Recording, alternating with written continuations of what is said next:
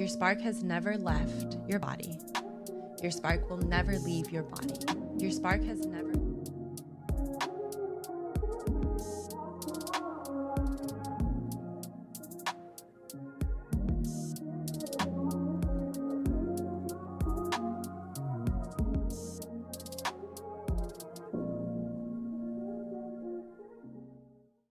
Hello.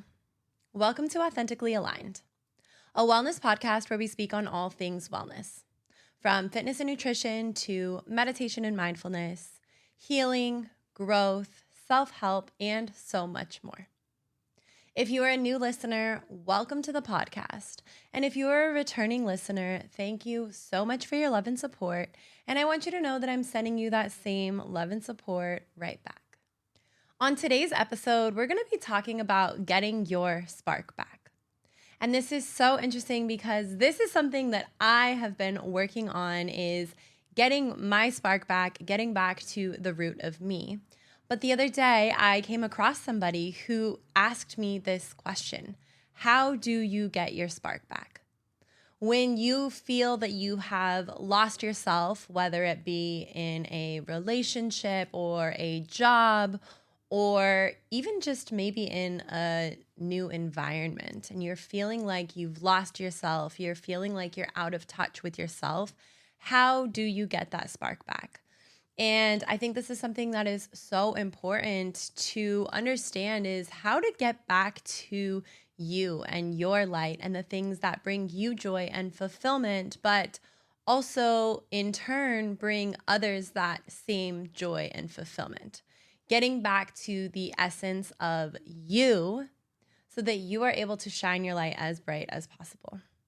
So the first step in getting your spark back is obviously recognizing or realizing that you may have lost it.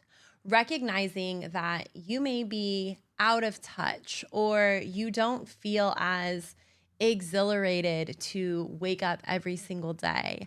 You're not doing things that make you feel like you. You're out of touch with the things that bring you joy, that bring you happiness, that bring you fulfillment. And I was just having a conversation with somebody the other day talking about how important hobbies are. This was coming from an older woman who is in a space of finding her joy again, getting her spark back again. And she told me, I realize now how important it is to have hobbies, to have things to do that you love, that pour into you, that take care of yourself, and how much more fun life is when you are able to come back to these things. So recognizing that maybe you are so out of touch that you're not doing anything that brings you joy or fulfillment, or maybe you're stuck in a routine, or you're stuck in your redundant ways of going to work, and then I go to the gym, and then I go home and I watch TV or I read my book. There's nothing wrong with these things, but recognizing, are these things pouring life into you? Are they the things that make you who you are? As a kid, we grow up with so many activities, doing different hobbies, doing different things, and it brings us joy. It brings out that childlike nature in us. But for some reason, as an adult, we lose sight of those things. We lose touch with those things. And so recognizing how you can get back into touch with those things, and recognizing where spaces in your life, areas of your life that you are lacking this sense of fulfillment, this sense of spark. And as you work on getting this spark back, as you work on doing the things that are pouring into you and filling your cup, you're going to recognize that your inner glow matters so much more than your external glow. So you could be doing all of the things that are taking care of yourself as far as skincare goes, as far as drinking your water. I guess that could be internal too, but doing all of the external things, taking care of yourself from the outside, feeling that glow from the outside, looking presentable from the outside, But when it stems from the inside, it's unshakable. It's unmissable. Everybody is able to see that spark inside of you because you are radiating from the inside out rather than just radiating in an external sense. So essentially, getting your spark back looks like returning to the childlike, playful sense of you. What does that look like? And how do you let this light and spark shine from within and spread and expand across your life? And the first part of getting your spark back and getting back to yourself is choosing yourself. Are you actively choosing yourself? Or when was the last time you actively chose yourself? Again, we get so caught up in the day-to-day and the going to work and the routine and all of these things. And even our routine can be pouring into us, but that doesn't mean that it's pouring into our internal light or our spark. Getting back to the root of you and choosing yourself over and over. And sometimes that looks like being in a selfish era.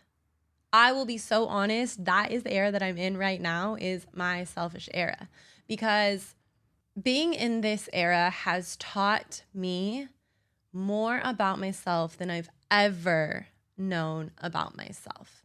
And it's very interesting because being in this era of being selfish, of choosing me, looks like choosing my energy and staying in my own energy. And in order for me to stay in my own energy, I have to absolutely love and adore and cherish that energy. And it took time to get to that point. It took time for me to value my energy and actually truly get to know what energy is mine versus what energy is somebody else's. But when I got to that point, it made it so easy for me to be in a season of choosing me. Every moment, I am doing something that is pouring into me. I am doing something where my spark is shining bright from within. I'm doing something that gives me that giddy, childlike feeling inside. And this took time because I had to get back to myself. I had to choose myself. There have been many seasons in my life where I have said, I am choosing myself. This is about me. This is for me. But never actually did I embody and embrace the fullness of what it looks like to choose me, what it looks like to choose my own energy and be selective. It's one thing to be selective about the energies that you're surrounding yourself with and the people that you're allowing. But when you are so full in your energy and so solid in your energy, you get to experience yourself. You get to experience your aura. You get to experience your essence. And so many times do I hear people say, I wish I could feel my energy the way that somebody else does. And never are you going to feel it from an outsider's perspective.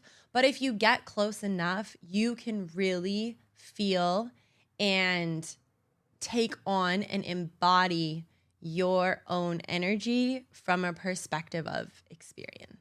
So embracing the phase of choosing you, embracing the selfish phase, because really what you are doing is getting to know yourself exactly as you would somebody else. And inside of this, you get to relearn the things that make you happy, relearn the things that bring you joy, that make you feel like a child again. Because just because now we are adults in this adult world does not mean that our life cannot be childlike and it can't be playful. It means that we have to work a little bit harder to pour into that, to cultivate that. But when we do, our life becomes so much more fulfilling, and we're able to adventure the chaos of adult life with this childlike mindset, childlike energy, knowing all that we do now, having all of the wisdom that we've had for however many years. And really, it's about getting back to the things that bring you that sense of being on the playground again, bring you that sense of doing an art project again, or any of these things. For me, it has looked like so many different things, but having experiences that allow me to relive that childlike feeling has been so incredible, and it has 1000% brought me closer to exactly who I am. We get so conditioned by outside factors or outside influence to only partake in specific activities or only participate in certain things. And, oh, at this age, you shouldn't be doing this. And there is a sense of responsibility that comes with adulthood, but that doesn't mean that you have to lose your childlike nature. For me, something that has been so prominent in this journey of self-discovery, getting back to myself and healing, is getting back into dance, because dance is something that I have always done. It's something that I have always loved. But in my early adulthood, I lost my love for it.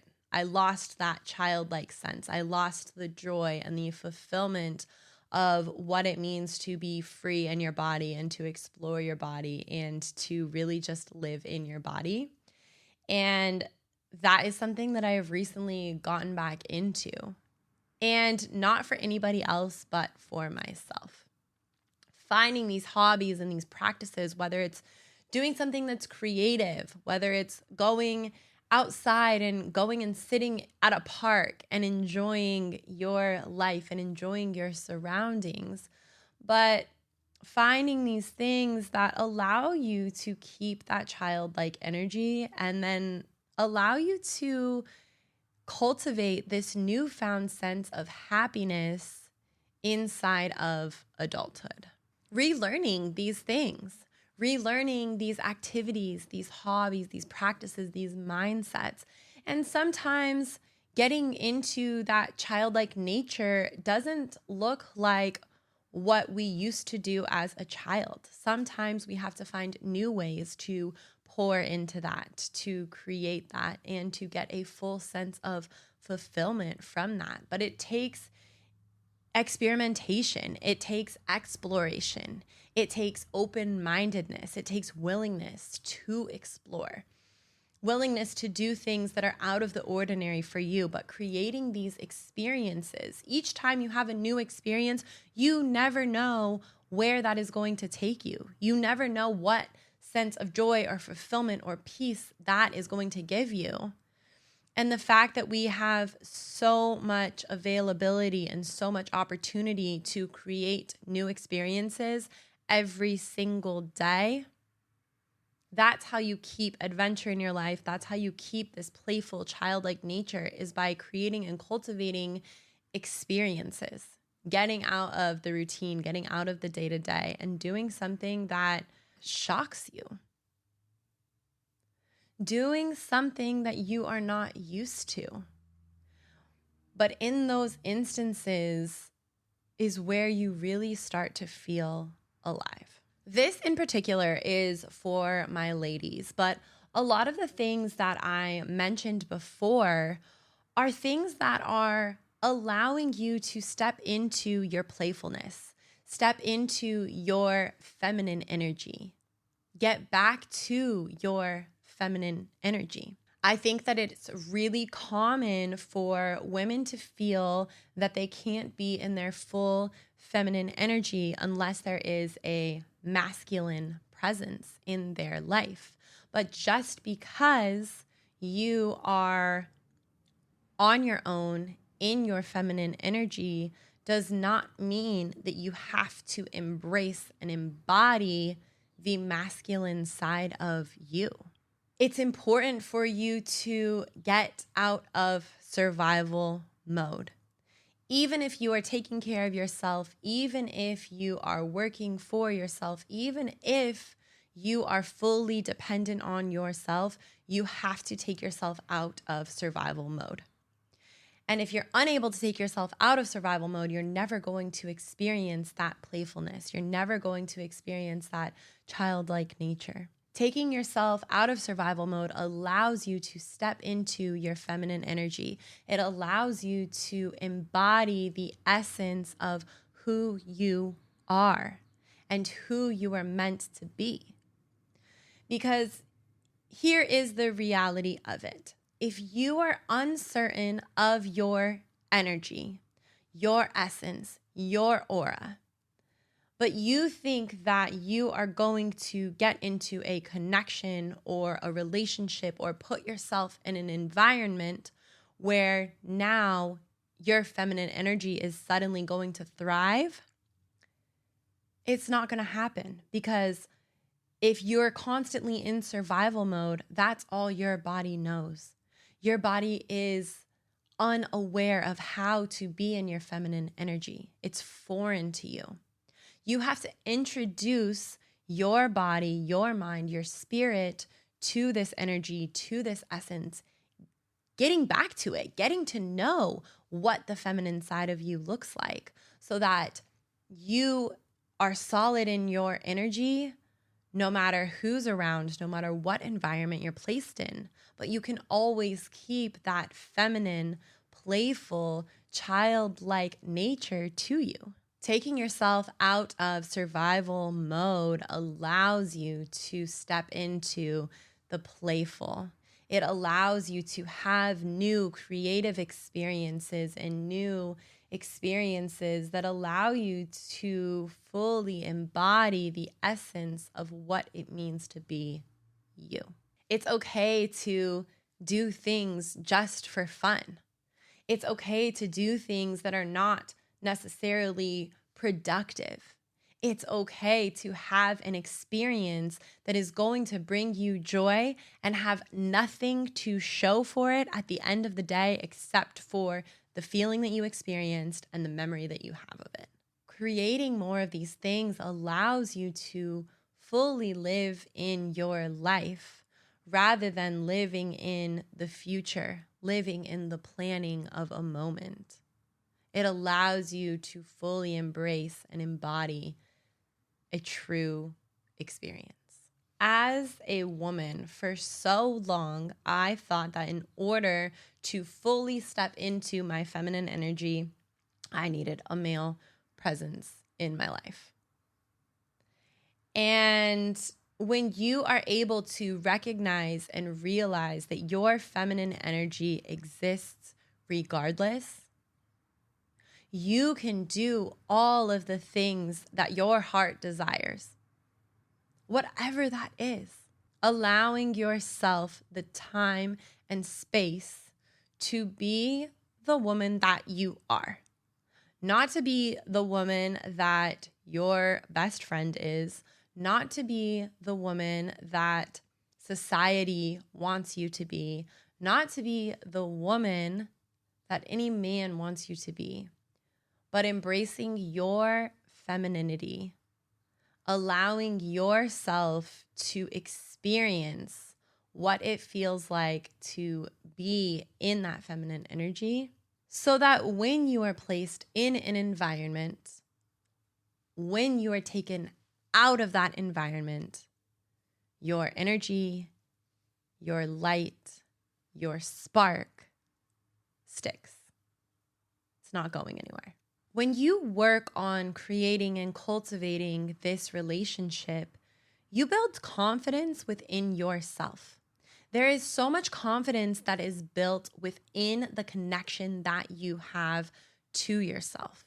This is something that I say so often, but taking the time to get to know yourself again. What does that look like?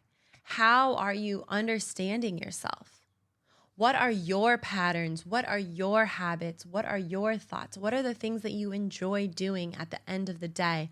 What are the things that you enjoy doing at the beginning of the day? Who are you?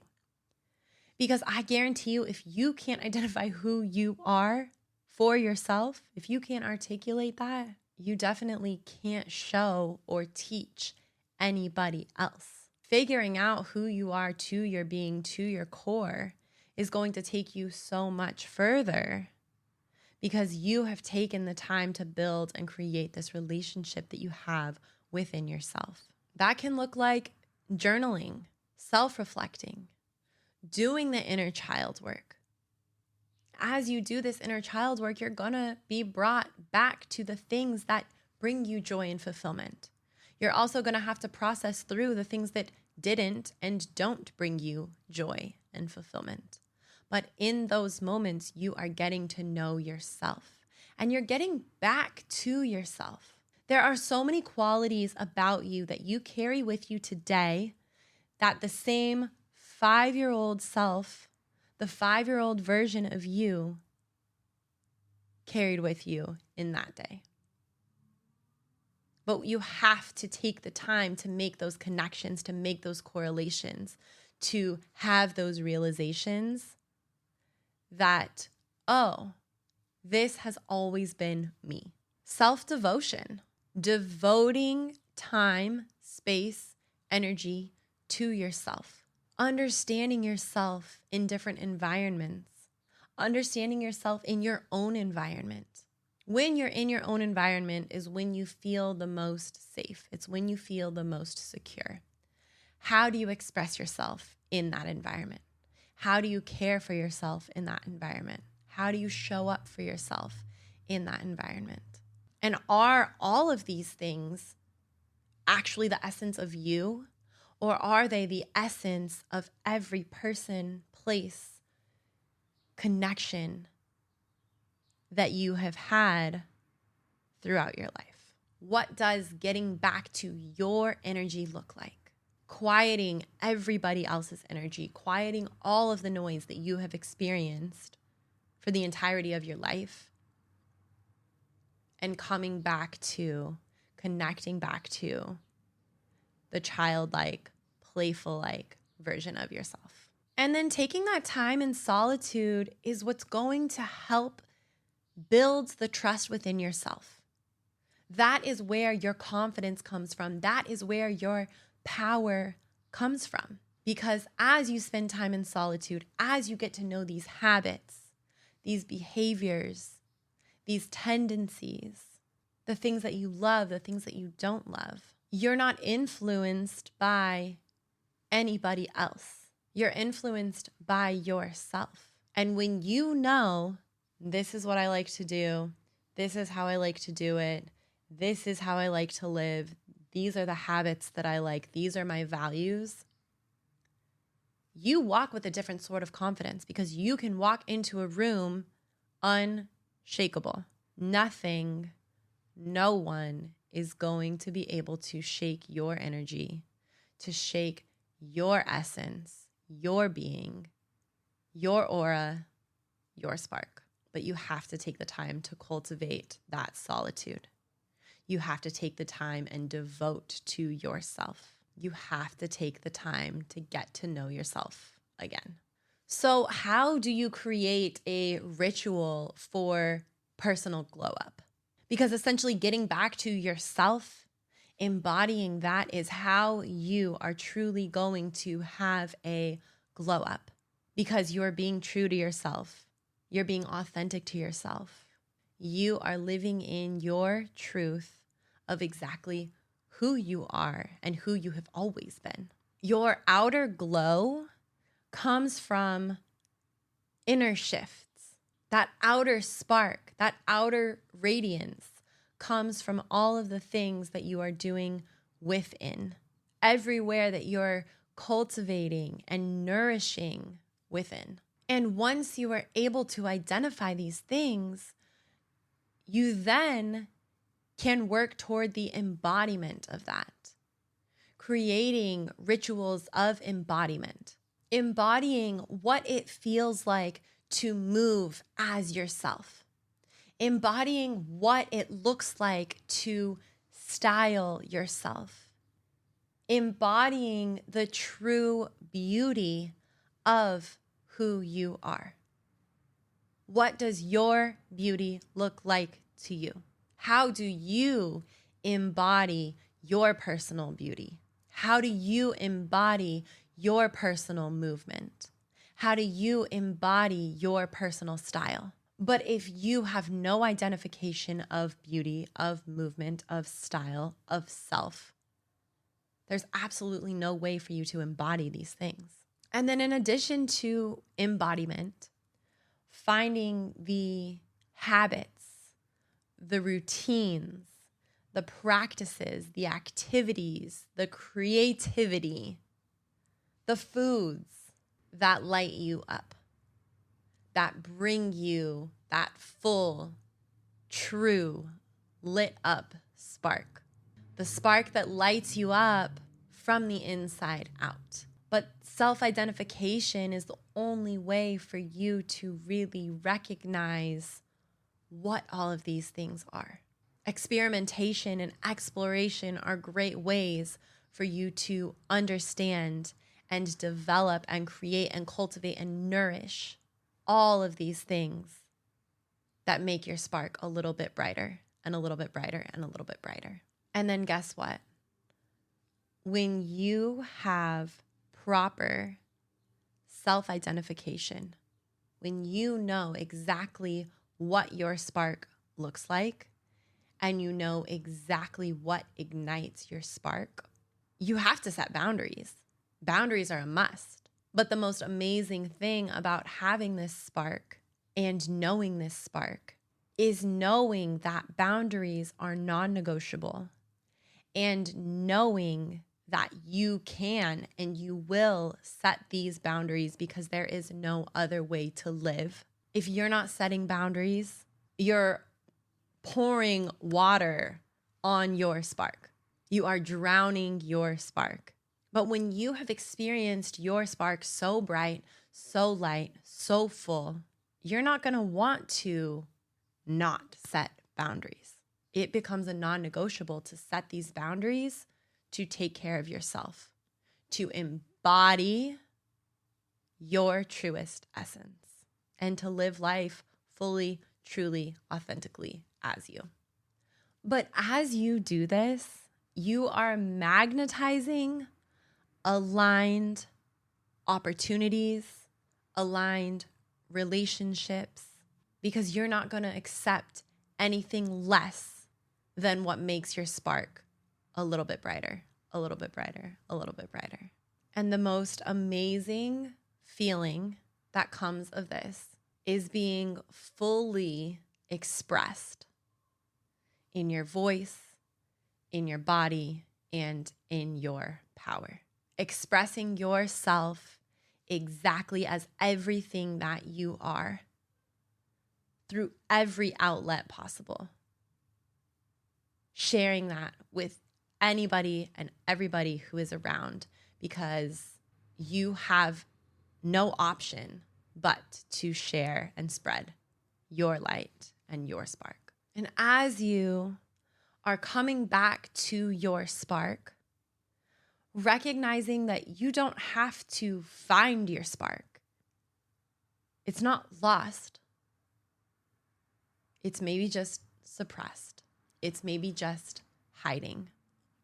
But your spark is always inside of you. And you can always tap back into it. You can always get closer. You can always rebuild that relationship with your spark. Your spark has never left your body.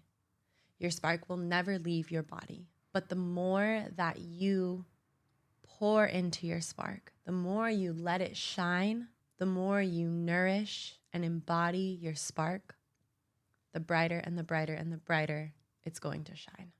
As you move through your week this week, I invite you to take moments that are going to bring you back to your spark. Take moments that are going to make your spark a little bit brighter. a little bit brighter, a little bit brighter. I'm sending you so much love and light this week. Have a beautiful week.